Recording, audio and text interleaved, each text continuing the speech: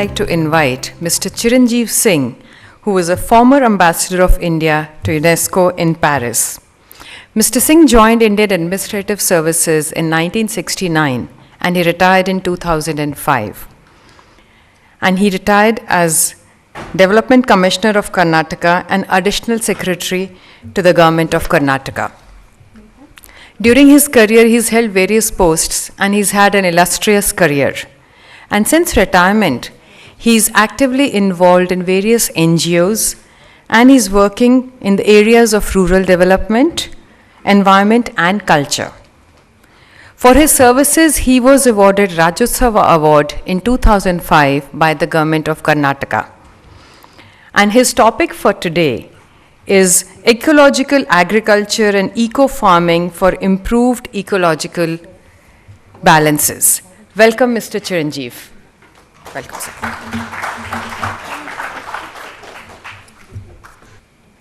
Thank you, Mimi, for having me over here, because your father was a very, very dear friend of mine. Now, wildlife, nature, wildlife conservation were a passion of Mr. Parsarthi. But there was nothing under the sun which did not interest him. So wide-ranging were his interests. And today here I represent AME Foundation, that is Agriculture Man and Ecology Foundation, and also Sampark. Ms. Pramila from Sampark is also here with us.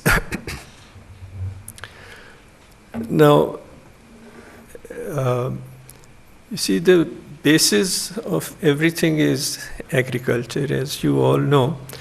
And AME Foundation has been working for the last 30 years in the field of sustainable and ecologically sensitive agriculture.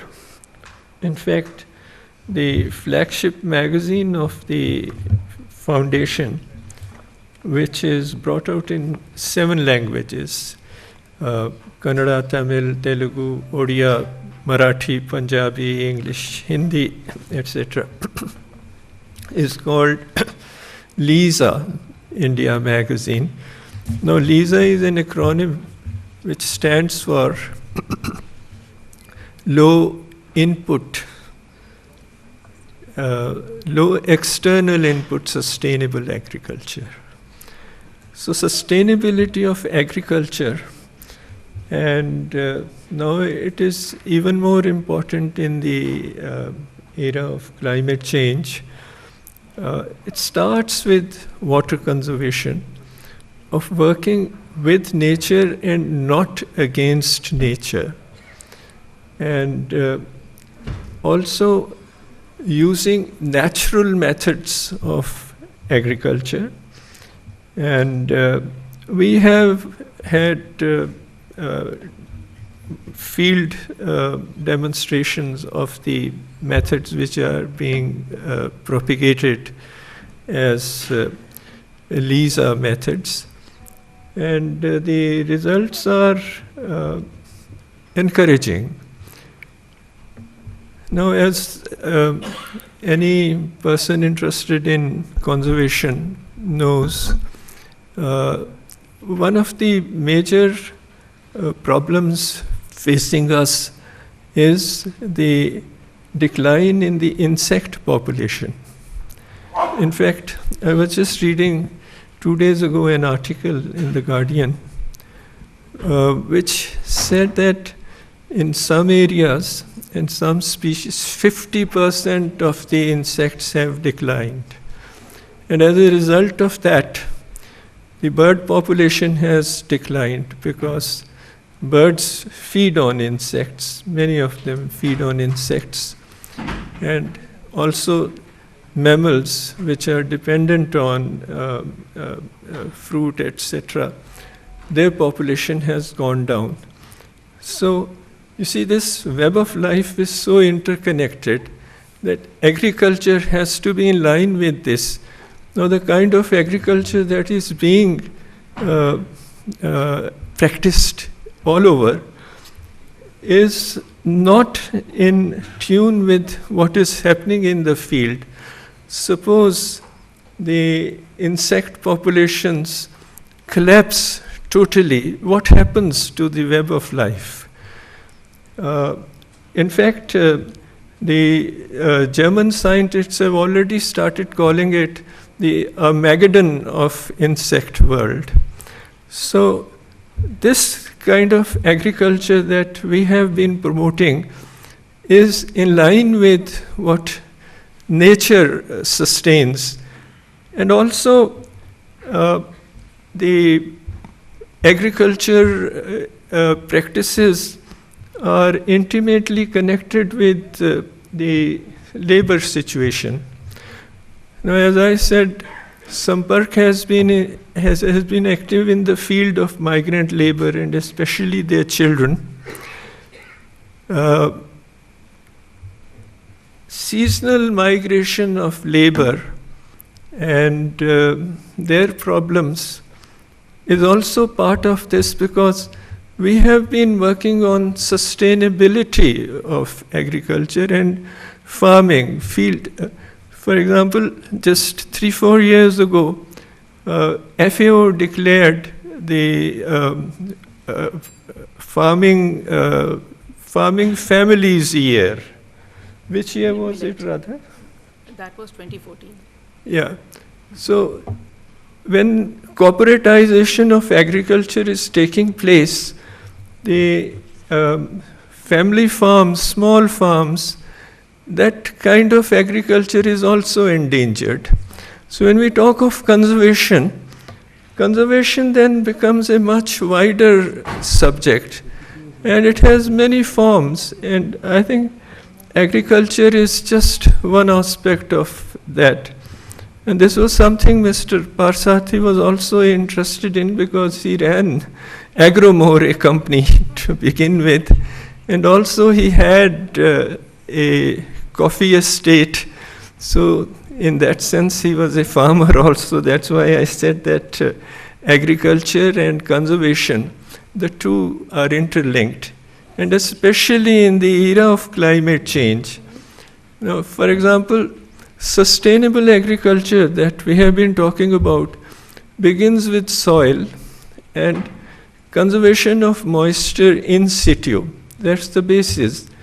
And then you have the mixed cultivation, so that because of the vagaries of climate, if one crop fails, at least the farmer has something else to depend on. And also the requirements of the nutritional requirements of the family, which have to be met. Now the problem in India is that 60% of the population is engaged in agriculture. This family farming mostly. And when the governments want to have a higher GDP growth rate, they depend on industrial growth, because that shows in your GDP growth. But that doesn't translate into our employment growth. For example, even in the years when India was showing something like 8 to 9% growth in GDP, the employment growth was just 1 or 2%. So where does the overflow of rural labor go to, and where do they find employment? Therefore, sustainable agriculture, which is the basis of conservation of nature, of all the issues that I have been talking of, man and nature conflict, wildlife, etc. All these are interconnected. And I think now the action that requires to be taken is to look at these together as interconnected and see what can be done for holistic conservation. Yeah. May I request you to be seated, sir, because I thought I'll ask you some questions. Thank you. Thank you for sharing that very important information. Because one of the things that is coming out very clearly is that the model of success of a country, or the model of growth for a country's GDP, is measured in a particular manner, which has a very linear way of looking at it. We need the GDP figures, we also need the employment figures, we need all of that possibly may not look at a sustainable way of growth. So what is your view on the model, and what is your view, what do you think that we should actually, as you said, the holistic approach, how do we create a new paradigm for this? Maybe the notion of development would need to be changed.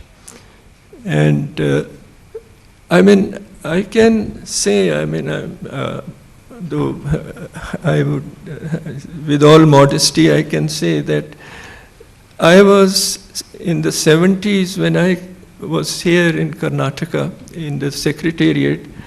I was the only one talking about conservation and wildlife, etc. These issues that we have been today concerned with, which are the topic of this seminar or this conference also.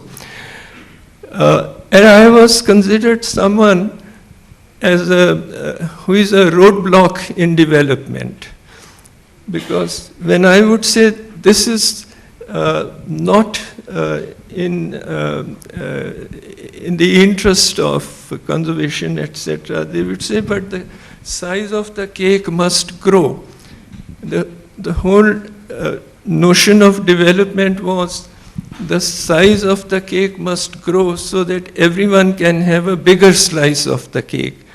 And I think that notion of development continues even today, much more so with the present government, because present government looks at growth in terms of industrial growth, whereas the whole notion of growth in terms of what is required for human development, etc. And you cannot have human development divorced from what is happening around. As I said, this is all looking at the web of life in its entirety. Totally, So, and I think we've forgotten that what you brought about is the importance of an ecological balance with agricultural practices. And that is something that you've been talking about.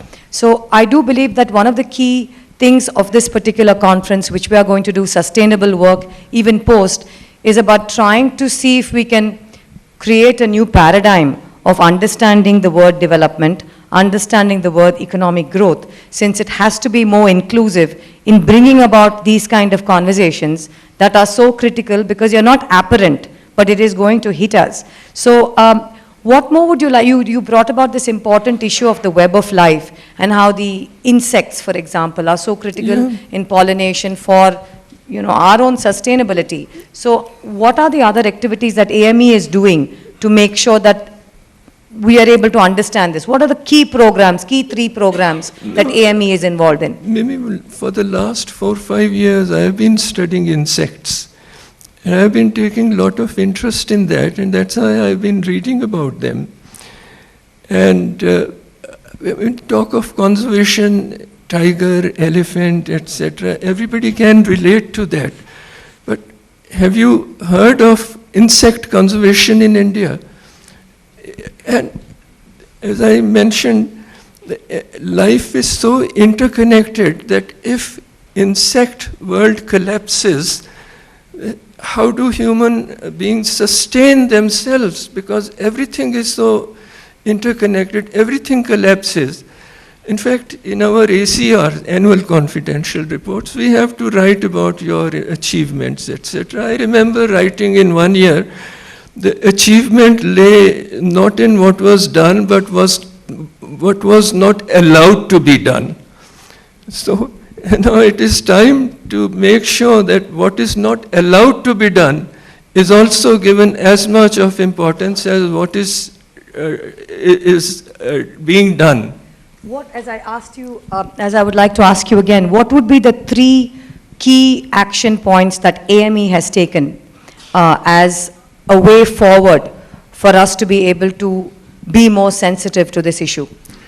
See, the philosophy of AME, it is, as I said, agriculture, man, and ecology. So you cannot divorce agriculture from ecology. Yeah. And sustainable agriculture, as I said, this magazine itself in 7 languages, the message is to be broadcast that low external input, sustainable agriculture, sustainability. Sustainability in the era of climate change, sustainability in the totality of the nature conservation. As I said, we should be looking at the total web of life. Because everything is so interconnected. Would you like to add to that? Sure.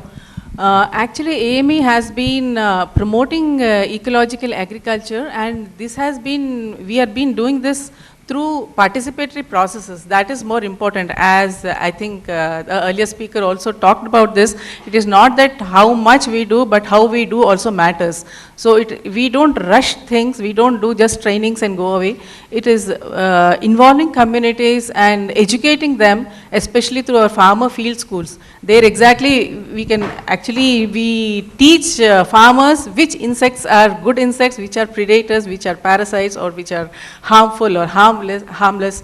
So at the end of the farmer field schools, farmers are really empowered, and they know whether you should harm an insect at all. You should apply an insecticide. First of all, we don't promote insecticides, and we can bring about this balance by the way we grow the crops, the combination of crops we grow. So that is the natural solutions we look for that. And the other thing we do is, just to complete that question, we also disseminate a lot of experiences, not only of AMAs, but several organizations which are doing on ecological agriculture. That is this magazine. This is not about AMA alone, but a number of experiences. Over 20 years, we have this full archive of experiences we have with us, which tells that it is possible to raise crops and have production of food in a sustainable manner. This is in line with what MAP Saab was doing. Absolutely. And that's why we are here. So thank you so much, Chiranjeev Singh uncle, and thank you so much, ma'am, for being here. I think we forget that we are what we eat. And we are always told that we are what we eat. And today we are truly forgetting that important element. And I think AME is really going to make this happen. And with stalwarts like Chiranjeev Singh uncle, sir, being part of AME, I'm sure we'll have several more conversations on that.